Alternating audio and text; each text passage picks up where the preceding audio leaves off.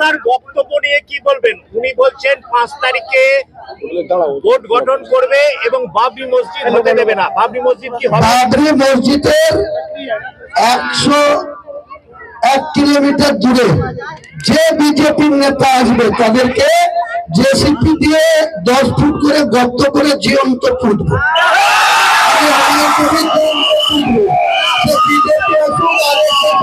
তৃণমূলের চটি চাটারা আসুক, যে আসবে, আমি হুমায়ুন কবির বেঁচে থাকতে যতক্ষণ আল্লাহ আমাকে হায়াতে রাখবে, বাবরি মসজিদ যে এনআইটি ধারে হচ্ছে, কাজ চলছে, কাজ চলবে, কোন মামার ক্ষমতা নাই, কোন বিজেপির ক্ষমতা নাই, কোন টিএমসি চটি চাটার ক্ষমতা নাই আমার বাবরি মসজিদের কমপ্লেক্সের 1 কিলোমিটার দূরে পৌঁছায়।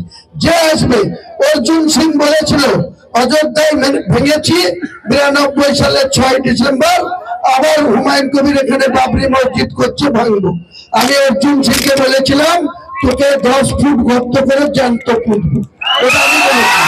আবার বলছি, আমি দলের যে কেউ আসবে, আমি হুমায়ুন কবির আমার মুসলিমদের সাহায্যে, মুসলিমদের টাকায় আমি ওখানে 13 বিঘি জায়গা প্রায় 10 কোটি টাকার উপর দান করেছে।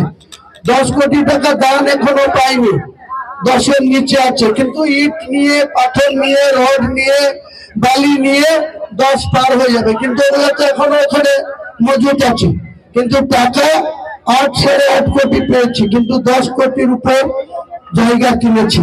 13 বিঘি জায়গার উপরে বাবরি মসজিদ হবে, 10,000 থেকে 12,000 মানুষ একসাথে নামাজ পড়তে পারবে।